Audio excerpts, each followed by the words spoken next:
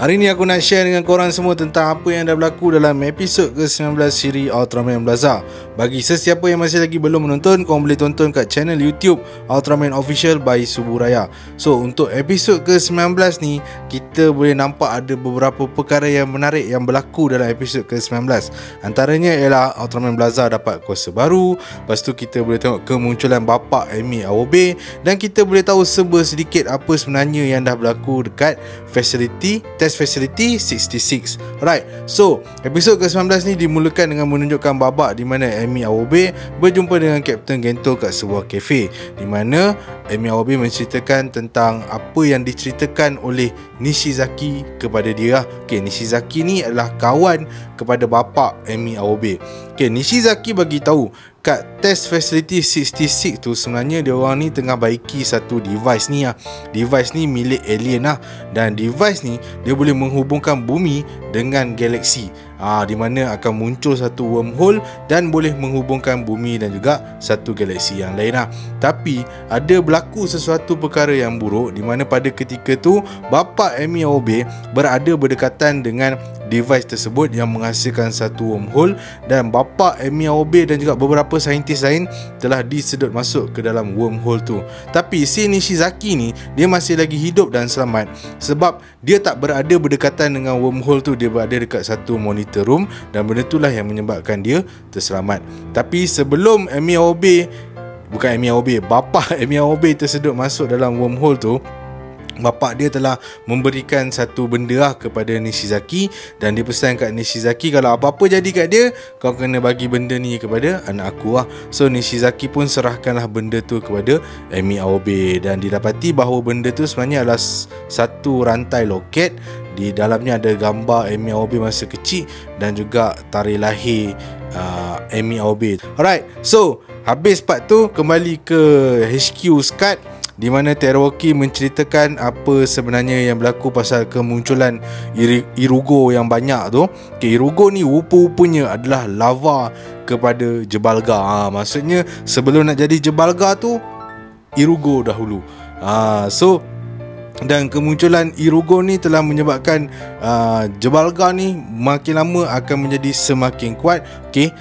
Dan kemudian pada waktu tu juga si Amy Aobe pun kontak Kapten Gento dan bagi tahu yang dia berada dekat Test Facility 66, dan dia sebenarnya tengah sambung siasatan pasal nak check apa sebenarnya yang dah berlaku dekat Test Facility 66. So lepas Amy Aobe kontak dengan Kapten Gento tu, tengok-tengok Chief of Staff Command, aku sampai sekarang tak ingat jawatan dia ni, aku panggil je lah Chief Retsu Haruno, muncul dekat HQ Scud, dan dia bagi tahu kepada semua pasukan Scud ni supaya stop untuk membuat orang kata apa-apa tindakan. Dia cakap semua tindakan yang akan dibuat oleh Scud selepas ni is suspended, maksudnya digantung. Tapi sebabnya arahan daripada JGF, tapi macam biasa Kapten Gento dia tak dengar arahan tersebut, dia tak nak patuh kepada arahan tersebut. Bila mana Brute Jebalga muncul. Brute Jebalga ni rupa bentuk dia sama je macam Jebalga, tapi saiz dia 2 kali ganda lebih besar. Dan kat belakang dia pula penuh dengan lava ya raksasa Irugo tu pula. So Kapten Gento pun telah mengarahkan pasukan Scud untuk menggunakan Earth Garrett supaya orang kata apa, sekali lagi menggunakan cara yang sama, menggunakan lembing Tilsonite. Dia orang masih lagi simpan ada satu lagi balance lembing Tilsonite untuk baling ke orang kata apa, kawasan tengah Brute Jebalga tu. So bila Earth Garrett dah diarahkan untuk buat perkara macam tu, di mana Garen dipandu oleh Teruoki dan juga lagi seorang tu apa nama dia, sebab nama dia jarang sebut, Anri Minami. Masa dia tengah Garen tengah lari nak pergi cucuk lembing kat tengah-tengah Brute Jebalga tu, tak sempat sampai sebab Brute Jebalga dia telah mengeluarkan kuasa EMP dan menyebabkan sistem dalam Earth Garen tu gagal berfungsi dengan baik. Lepas tu kena pula belit dengan raksasa Irugo. So memang tak ke mana lah Earth Garen pada ketika tu lah. Dan Captain Gento pun apalagi bila dia tengok anak buah dia kena macam tu, dia pun cepat-cepatlah bertukar menjadi Ultraman Blaza. Tapi masalahnya bila tukar jadi Ultraman Blaza, siap keluar dengan Tilsonite Sword, baru keluar ni, tiba-tiba dah kena tapak pula dengan Brute Jebalga dan menyebabkan Tilsonite Sword tu pecah, hancur. Dan kemudian Brute Jebalga ni dia boleh pergi baring pula atas badan Ultraman Blaza. Dah lah Brute Jebalga ni saiz dia memang lagi besar daripada Ultraman Blaza dan menyebabkan Ultraman Blaza terperangkap dekat bawah Brute Jebalga. Nah, pada ketika tu si Emi Aobe ni dia dah masuk dalam test facility 66 dan kemudian tiba-tiba muncul satu naga. Aku bukan nak kata naga bukan macam naga, dia macam burung phoenix. Tapi dalam cerita ni dia kata naga, fire dragon. Naga berapi tiba-tiba muncul dekat test facility 66. Daripada bawah tanah dia muncul naik atas, pom, sampai tercampaklah Emi Aobe ni ke belakang. Dan Fire Dragon ni dia macam cuba nak keluar daripada test facility 66 ni. Dan pada ketika tu masa si Emi Aobe tercampak ke belakang, bapak dia muncul. Bapak dia tangkap untuk pastikan Emi Aobe tak terjatuh. Dan pada ketika tu Emi Aobe dia cakap, naga ni macam nak keluar je daripada sini, dia nak pergi kat Blaza ke? So bapak dia pun pergi dekat satu, orang kata apa, macam satu mesin. Lepas tu dia tolak, dia pegang satu benda tu macam gear ke apa. Lepas tu dia pandang Amy, dia macam ajak Amy tolak sama-sama lah. Kemudian dia orang pun tolak lah benda tu sama-sama, gear tu sama-sama ke atas. Dan pintu bumbung test facility 66 ni terbuka dan Fire Dragon tu pun keluar. Dan bila Fire Dragon tu keluar, apa lagi, dia pergi bergabung lah dengan Ultraman Blaza. Ada yang cakap Fire Dragon ni kemungkinan besar adalah haiwan peliharaan Ultraman Blaza. Aku tak sure ke apa, tapi nampak gaya lebih kurang macam tu. Sebab bila Fire Dragon tu muncul sebelah Ultraman Blaza, Ultraman Blaza tu jadi macam happy semacam.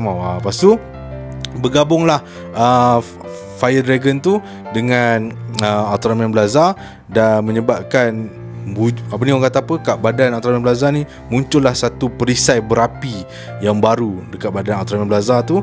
Dan kemudian segala serangan Ultraman Blaza selepas tu adalah berunsurkan api. Dan api tu memang sangat kuat Dia sekali libas je dekat semua Irugo tu terus bertukar menjadi debu. Dan kemudian Earth Garen dia baling lembing Tilsonite kepada Ultraman Blaza. Kan tadi Tilsonite Sword dah hancur kan, so dia baling lembing Tilsonite. Dan kemudian Ultraman Blaza berjaya mengubah lembing tu menjadi Tilsonite Sword yang baru, tapi ditambah lagi dengan satu pedang berapi. Aku tak sure nama pedang nama pedang tu apa, aku tak tahu sebab mana sebut dalam episod ni. Dan dengan sekali libas sahaja, Brute Jebalga yang bapak besar tu berjaya dihapuskan. Dan kemudian Ultraman Blaza dia cucuk yang pedang yang bahagian berapi tu kat tanah dan seterusnya memusnahkan semua lava Irugo yang ada kat bawah tanah dan yang muncul dekat permukaan tanah. Dan raksasa Brute Jebalga dan Irugo berjaya dihapuskan.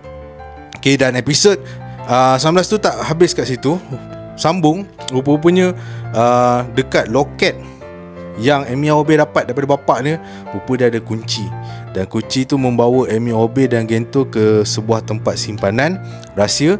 Dan kat situ dia orang jumpalah buku diary bapak Emi Aobe, dari mana dalam buku tu menceritakan bahawa bapak Emi Aobe ni sebenarnya tengah buat satu kajian tentang, orang kata apa, device yang dia orang jumpa pada tahun 1999 katanya. Dan that's why nama projek tu ialah projek V99 lah. Tapi malangnya tiba-tiba Yu Dobashi muncul pada ketika tu. Yu Dobashi ni director, orang kata apa, director GGF dulu ke apa, tak silap aku. Dan kemudian dia rampas buku tu. Dia kata buku ni macam hak milik dia dan jangan risau, dia akan gunakan untuk keamanan bumi. Tapi kalau tengok gaya macam tu, kalau kau nak jaga keamanan bumi, kenapa kau datang nak rampas-rampas kan? So sebenarnya dia ambil macam dia ada niat dia yang jahat dan ramai orang syak bahawa Yu Dobashi ni adalah orang jahat yang sebenar dalam siri Ultraman Blaza ni. Dan episod tu pun episod 19 pun tamat sampai situ saja. Okay, so terima kasih sebab tonton video aku ni sampai habis. Kita jumpa lagi dalam video aku yang akan datang.